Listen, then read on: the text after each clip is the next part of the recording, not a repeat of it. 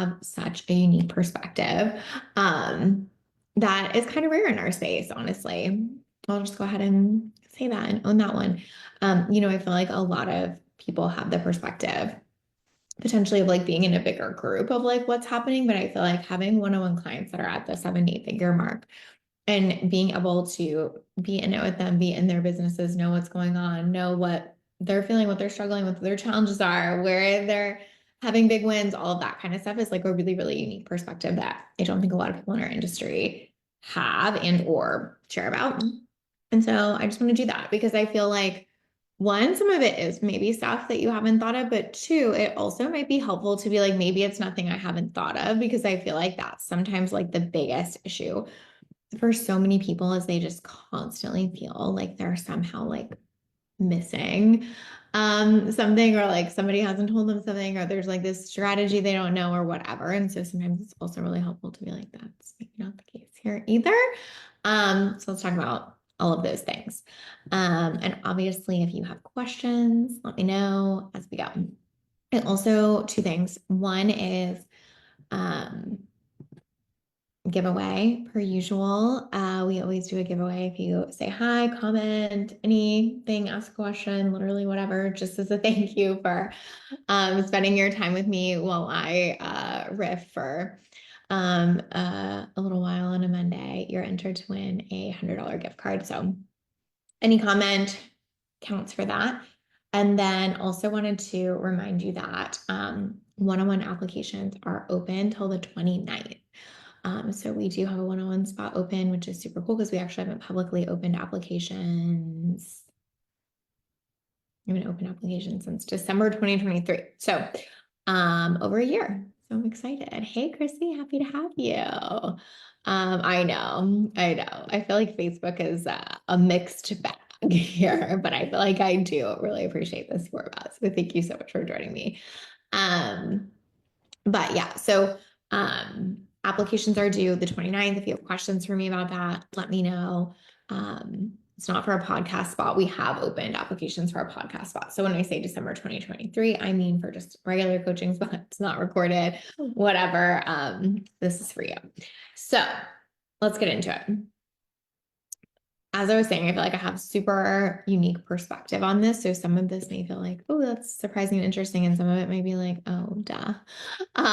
So like if it's like, oh, duh, that's can be helpful. But like, so the first one might kind of be like a duh, but I feel like it's one we all need to hear, which is like they really focus on audience and connection.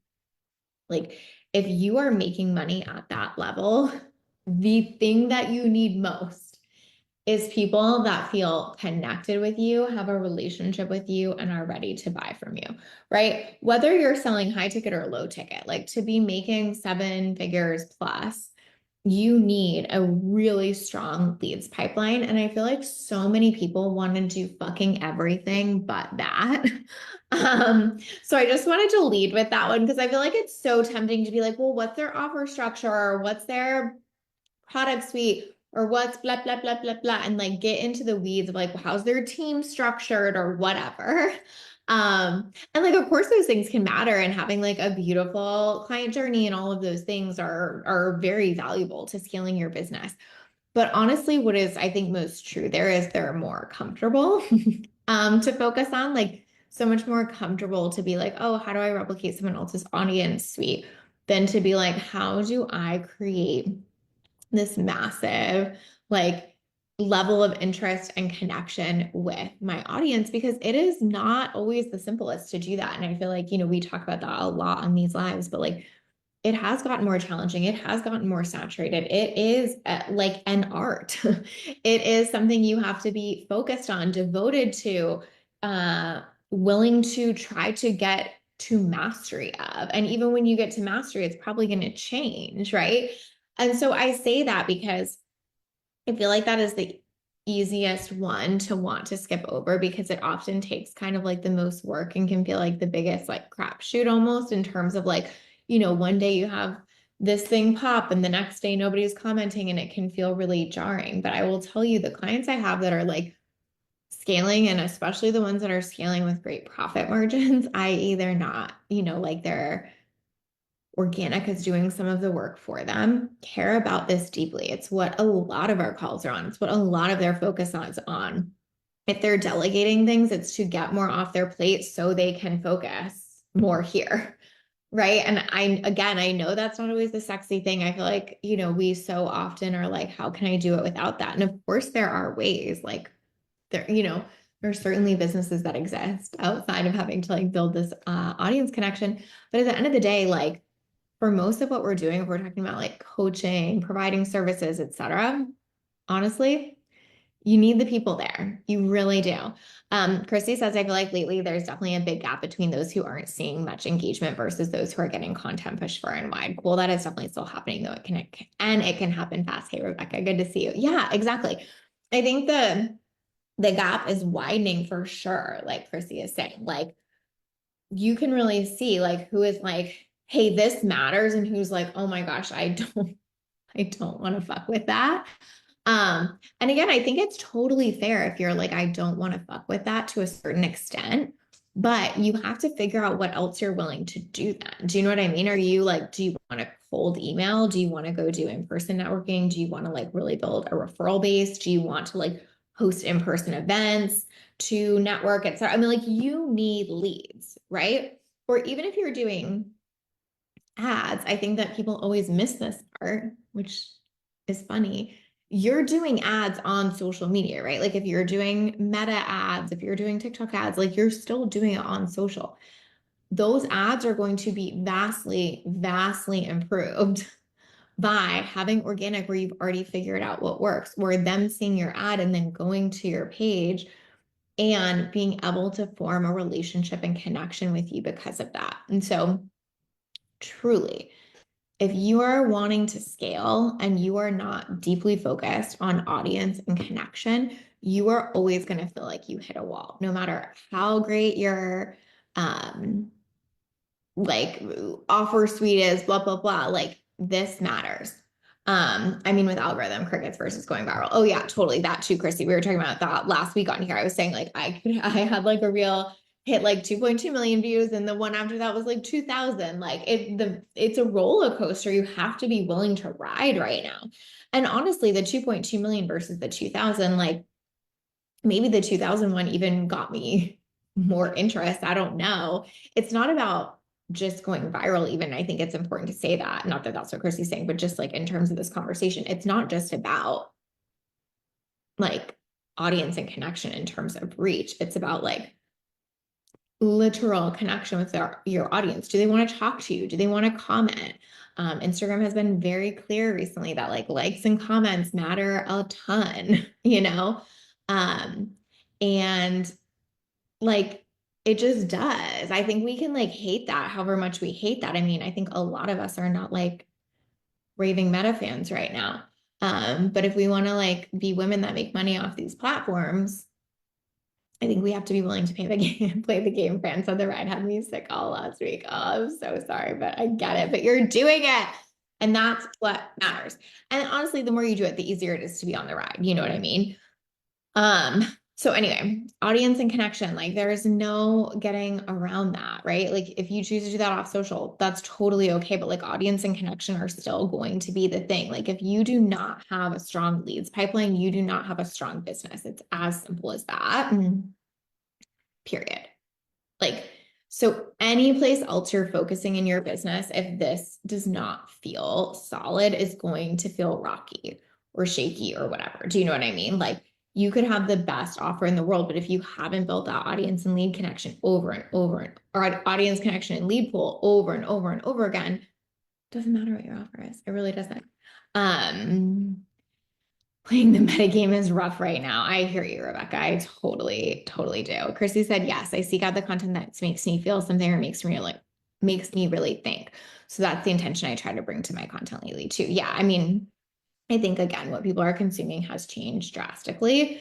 And I think we all have to pay attention to that. And again, it's almost like a devotion to like, I'm going to keep learning. I'm going to keep seeing how consumer behavior changes. I'm going to keep paying attention to that. Like, because I need to know what my people want, what they want to consume, what makes them engage, what makes them interact. I mean, as much as like that's annoying on social, that would be true no matter what. Like you always have to be moving with consumer behavior and people's wants and people's desires and how they shift and change and how they're talking about it and how it's evolved and all of those kind of things. And so I think sometimes we can vilify social. And again, obviously I think we can vilify meta in a whole other way, but at the end of the day, like this is the game of having a business, right?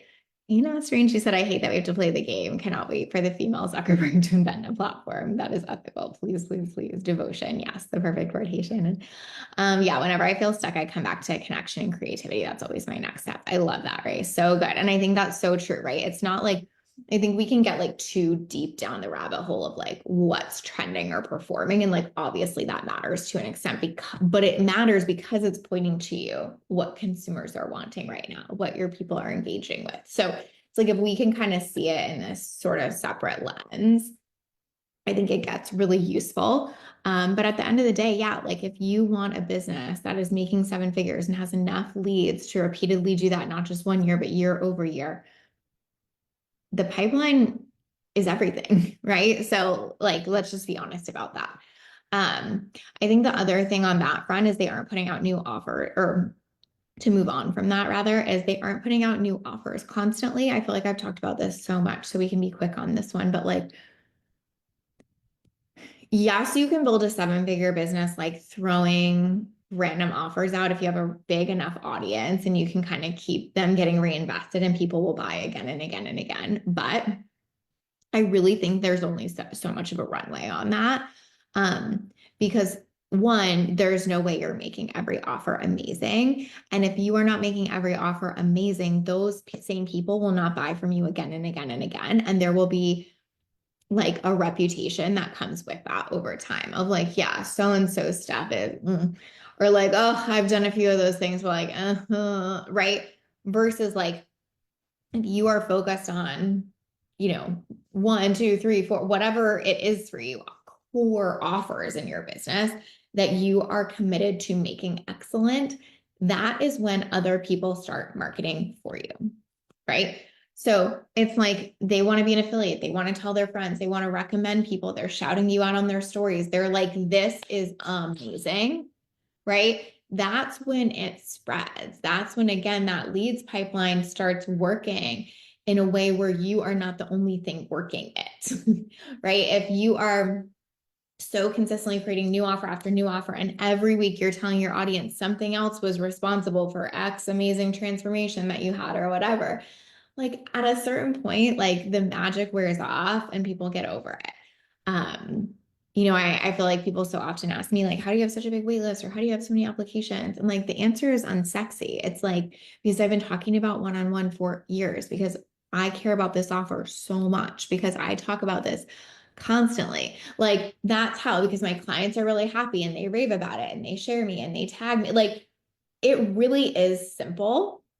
Yeah, Chrissy's saying quality matters. Exactly. Like obsessed with my core offers. Like you have to also be obsessed, like Polly's saying with that. Like one-on-one works for me as a core offer because I love one-on-one, right? It's not because I'm like, oh, this is what I feel like people want this week, so let me throw out an offer and see if they buy. Like, no, it's like, I mean, I've been in this industry for what, almost like 8 or 9 years, probably 9 years at this point. Yeah, maybe almost 10 even. I need to go back and count that. Let's say between 9 and 10 years at this point. Maybe it'll be 10 in July. But the tides always are moving. Like group programs are hot, courses are hot, masterminds are hot, one-on-one's hot, then it shifts again, right?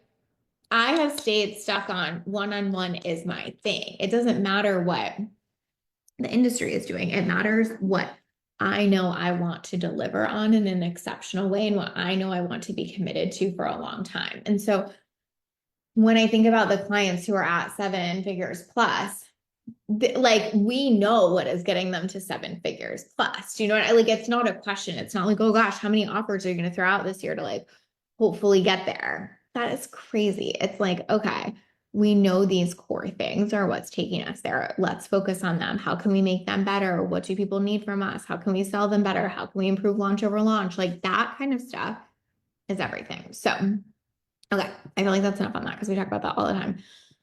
Um, okay, this is more maybe like the last more like strategic one. Then I want to get into some mindset stuff. But they have a clear problem they're solving and a clear person that they're speaking to. I feel like ultimately, like you're in business to solve a problem for people, right?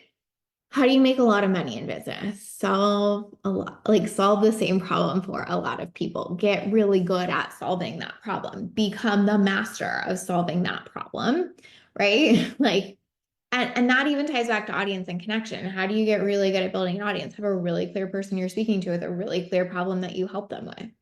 I mean, I think it's so simple. And I also feel like what people get funky about with this, I think about this all the time, is they worry about limiting themselves in that. Like I think about that with what I do with like business coaching. Like I'm helping like a certain type of service provider scale to, 7+ figures in business. Okay, well, like how many of those are actually like active and working on their business right now? Like I may not have 300,000 followers. I talked about this on a different live stream because that wouldn't make sense for the very specific like niche that I serve. Or maybe if you're doing something else, like I don't know, like your marriage coaching or something like that. Well, okay, like obviously that pool is much bigger, but when you start to narrow that down, like it's like maybe for just this one type of person, like your audience may get smaller, but they get more connected and they convert better.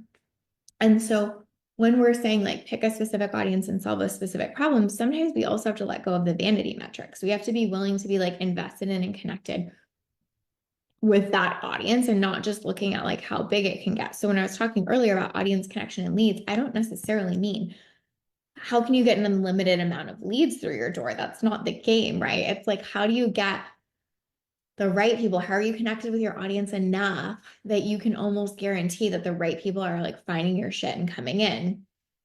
At that point, it's not about whatever, how many followers you have or what it looks like. It's about what it converts like, right? And so just remembering that too, like you have like businesses solve problems. That's what they do. So I feel like so many people are like resistant to that. In our space too, they're like, oh, I want to work with people that are like so self-empowered and that don't need this and that don't need that and that don't want this and that already feel amazing and da da da da da. And it's like, then what are you for? Like, do you know what I mean? Like, we have to get comfortable knowing what the problem we solve is and also holding people in that problem and marketing to that problem. And, like being the solution. I don't mean that like you have to do all the work for anyone. Like, of course not. But I think the idea that like somehow we don't want to attract people with problems is like the literal antithesis of business. I think you have to figure out what problem you want to solve. And I think you have to get comfortable solving it and talking about it all the time. And I think that that is like just a necessity if you want to scale. I'm not saying it's a necessity for any thing you could ever want to do. But if you're like, how do I get to 7 figures in a, sustainable, quick way? It's pretty much the ticket from a strategy perspective, at least. So, and I think especially now when we're talking about how like, social is more saturated, et cetera, like you have to have a way to stand out. You have to have a really specific thing that helps set you apart. Um, and that will be like what problem you're solving. So, or at least part of what that will be is what problem you're solving. So anyway, like when I'm thinking about the clients that are at that level and doing that, like I could name like every single one of them, like, oh, this person solves this problem, this person solves this problem, this person helps exactly this person. Like it's locked in, you know what I mean? And I think that's important. Chrissy said, totally, it's been suggested to me before to cast a wider net, but I really love my niche and I'm unwilling to give that up. And I think that's the right thing for me. Totally. I mean, obviously it always depends, but like it makes me think of that Seth Godin quote that's like, no niche is too small if it's yours, right? Like that level of specificity typically serves you more than it hurts you. Like, yeah, it might not give you 300,000 Instagram followers, but like, is that relevant to most of us? No. So I agree. Okay, let's talk about some of the mindset stuff though, because I feel like that's important too. But if y'all have any other questions there, let me know. But I feel like those are big. Um, I know this one's kind of annoying, but it's just true. So I'm just going to try to be honest. They just think they can do it. Like, they aren't really focused on why they can't. Like if they're coming to me and they're saying like, hey, I want to hit 7 figures this year, like it's typically with an energy of because I really believe I can, because that's really possible for me, because I have this belief inside me that says like that's for me. Um, they're not going, well, I really, really, really, really don't think this is going to happen in here. All the ways it's probably not going to happen, but somehow it magically happens. Like I always say, you're not going to surprise yourself successful. Like you're not going to be like, here are all the reasons I don't think I can have it. And then all of a sudden one day surprise you have it. Like you really have to believe that's for you and that's possible. And it doesn't mean you don't have hangups or shit that comes up or stuff you have to work through. But it means there is this piece of you that's like, I know that can be for me. And I'm more committed to believing that than I'm committed to believing that it can't be. And I feel like that's absolutely square one, ground zero of doing this kind of stuff. Like I will take myself as an example here, but like when I was like, I'm making $1 million as a one-on-one coach, I had literally no evidence that that was possible. I don't see that in our industry, first of all. Anyone I would talk to would be like, well, that's not the way you're going to make 1 million. You're going to have to X or X or X or X. And I just like had this part of me that was like, I hear you. And also like, that's for me.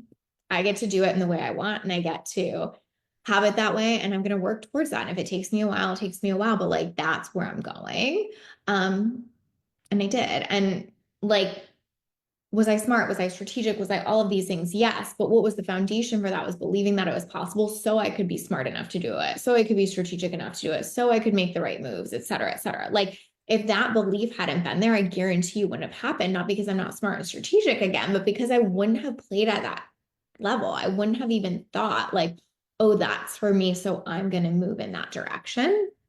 So I really feel like you have to. And if you're looking for everyone else to validate that for you before you validate that for yourself, that's when it gets hard. Like when I was like, oh, I want to do this, literally no one was validating that for me. Okay. Like just to be clear, nobody was like, oh, yeah, totally.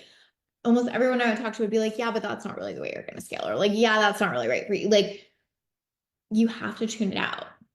Or you can't wait for your audience to be like, oh, you really are like the perfect queen that should get to like, no, it has to be you. Like you have to go first there. Um, and I really see that with like every single client that I can think of in the last year. Like they weren't even waiting for my permission. They were coming to me being like, this is mine, help me. Um, and that's like the lens. It's not like, oh, let me see if Lacey thinks I could. Like that's just not how they're thinking about it. Um, Another really, really big one, I feel like I could talk about this one for a while, and I'm going to try to keep this one a little concise. We'll see. Is I talk about this all the time to you guys because I'm telling you, like, the more I do this work, the more I'm behind the scenes with people. This is literally the one that I cannot let go of is they accept trade-offs. The biggest thing that is keeping most people stuck is that they absolutely cannot hang for that. I feel like so many people in our industry,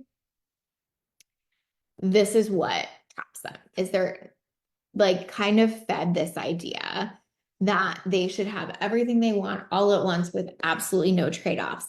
And so they are trapped in their business, um, you know, by like that their own making to a certain extent because they think like, well, I should be able to have that without that and that without that and that without that, instead of realizing like, of course it all comes with trade-offs. So like, let's go back to an example of like audience and connection and all of that. You know what comes with that?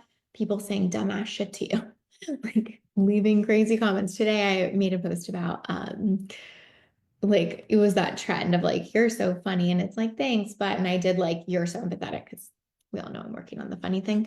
And it was about like something how my aunt took me out to lunch, blah blah. It doesn't matter. Anyway, the point is some random ass man gave like a total unsolicited commentary on my body. Okay, well, if I want to be visible, if I want to be out there, if I want to be sharing myself in this way, if I want to be really seen, if I want to be super connected with my audience, that's just a trade-off.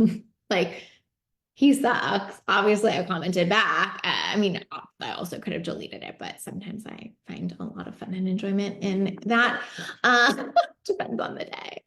Um, but my point is, like, if I was trying to go, okay, how do I grow and really connect with my audience and get really real and vulnerable with them, but I never want to deal with any of that bullshit. I'm trapped. I'm completely stuck. Like, fortunately or unfortunately, like the both and of that don't really exist right now. Like if you want to put yourself out there in that way, you kind of have to be prepared that some of the bullshit is going to happen.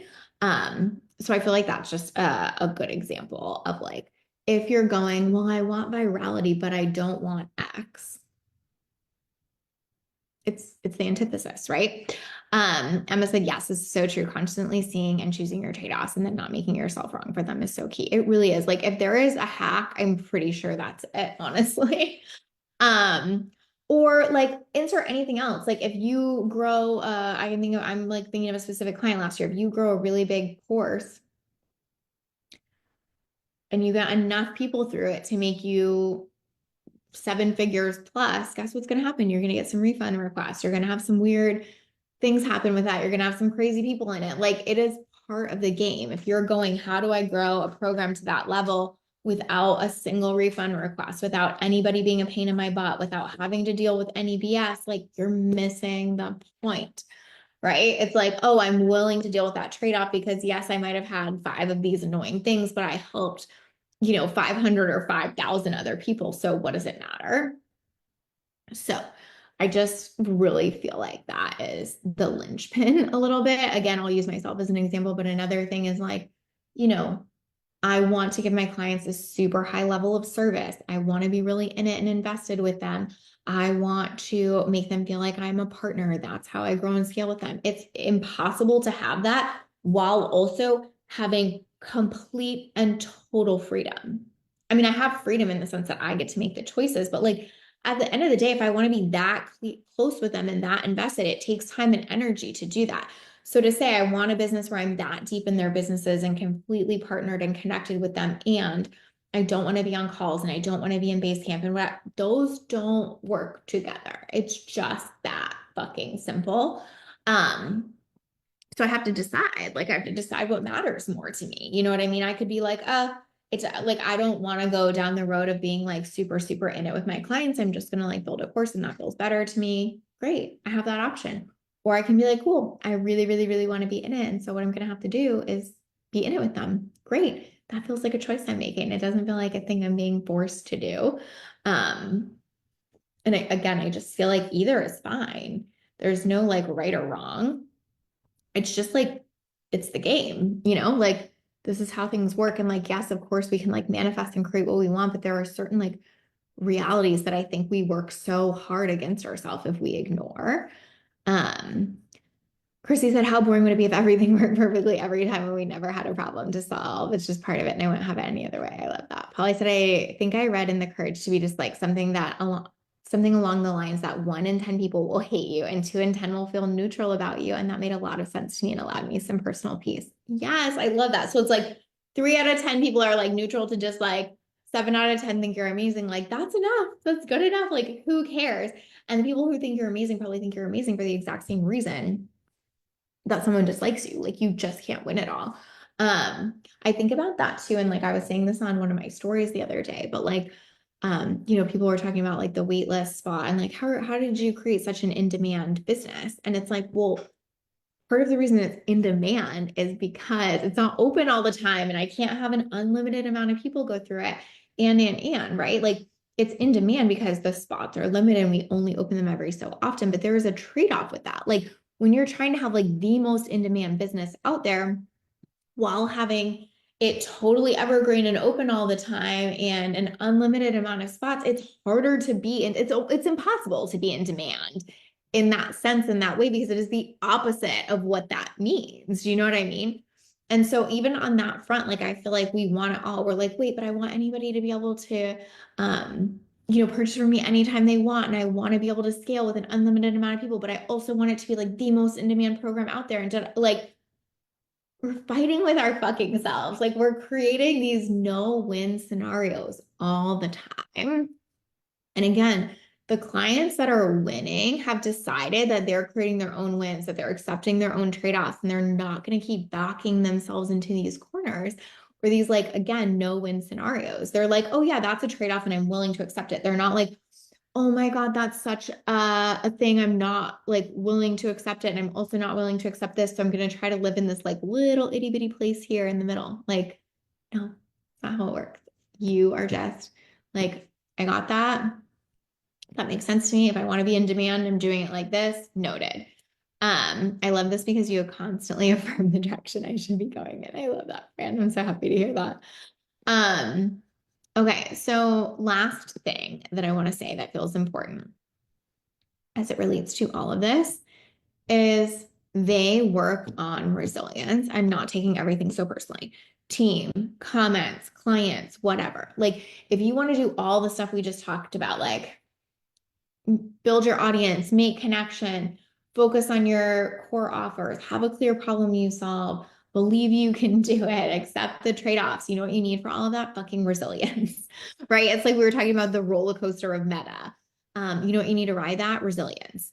And so, and like insert any other roller coaster, the roller coaster of like having a huge number of clients in your business, the roller coaster of having a big team that you have to manage, et cetera, et cetera. Like, it is so absolutely crucial that you are working on and building the resilience to manage all of this. Like, when I think about the clients that had, I'll share this because we shared it publicly, but my client Kelly, who I did a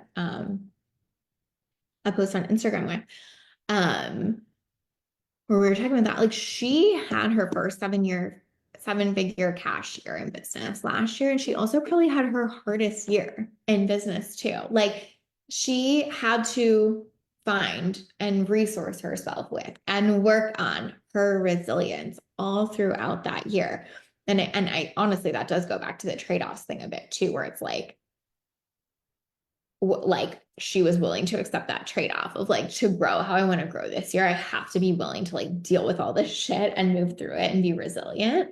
But if you're like, I want my 7-figure year to be the easiest year in my business too, like maybe it'll work out that way, but maybe it won't. And are you willing to handle that? Do you see resilience as an important piece in your business, or are you way too subscribed to this mindset of like, it should be easy, and if it's not easy, you're doing something wrong, right? I'm not saying that everything should be hard. I think like many pieces of your business should be built on what you're best at, i.e. for me, one-on-one. Like, you know, obviously like that is easy for me in a sense. Like, that is what I like the best, and and I think having a business that has those foundation matters. But I think our industry takes it so far, where we're basically like, everything should be totally easy, and if it's not, it's the problem, instead of being like, it all won't be. And that's why I have to build resilience to move through this stuff. I have to build the resilience so that if one day my shit's popping and one day it's not, I'm not like unable to move forward that day. It's not, like whatever. Uh, if a client asks for a refund, it takes me out so much that I never want to launch again. Like, that's the stuff we have to move through. Yeah, I'm like, that's actually a perfect way to say it. She says it's more easeful when you're resilient. I think that's true. Like, when you're filling your cup on that, you're taking care of yourself and you're building that resilience. Like, of course, those things that happen are annoying, but it is so much easier to move through. It doesn't mean it's like objectively easy, but it's certainly easier or more easeful to move through, right? Chrissy said, yep, it's a whole thing. Everything can be hard. You choose your hard. Yeah, exactly. I really feel like our industry has done so many women such a disservice in the last couple of years of getting so on this train of ease and easeful without like appropriate context and definitions around those. Where we think having to even build resilience means we're on the wrong path or whatever, when it's like the path, you know? And that's what I'm saying with all my clients behind the scenes. Like, nobody that's successful like got there because they didn't have anything hard, or because 2024 was the easiest year of their life or whatever. Personally, I would say I've probably had like a couple of the roughest years of my life recently. And like, the resilience is what makes me keep making money. It's not because everything's perfect. It's not because everything's the easiest it's ever been for me. It's because I really do work on that muscle and I build it over and over again. And then I have proof that I can do that. And then I build more self-trust because of that. And it becomes a self-fulfilling prophecy. Like sometimes having those harder years is what makes you feel unshakable and untouchable. You're like, well, I got it. Like I got me. That's what I've proven to myself. Like I got me. I will show up for me. If it's hard, if it's easy, I still got me. And I think that that ingredient is so crucial because the responsibility, the pressure you have to take on to be at seven figures, whether that's being responsible for a team and salaries or for a lot of clients or for a certain amount of like public notoriety or whatever that is, like you have to be willing to take on that level of intensity to get there. Right. And when you're willing to do that, again, it's not easy per se, but it can be more easeful. And when you're pushing against that all the time, you're actually making business so much harder than it needs to be, but you're also making growth next to impossible. So I hope that helps. Again, are these like, I don't know, like shocking strategies? Probably not. But at the end of the day, like I think that's helpful. Like when you can see like, oh, the people that are having results that I want to have aren't doing anything shockingly wildly different than me. It gets easier. You can start believing that it's possible for you. You can start believing there's not a secret you're missing and like really leaning hard into that energy of like, this is mine, this is possible for me, and I have the resilience to make this happen. And I really feel like that's when a lot of shit starts to pop. So that's what I got for today. I hope that's helpful. If there's any of that y'all would love for me to go deeper on or share more about, let me know. I'm happy to do that in a future live. Thank you guys so much for being here. Applications close for one-on-one spots on the 29th. And that's all I got for you today. I hope you have a beautiful week. Bye, y'all.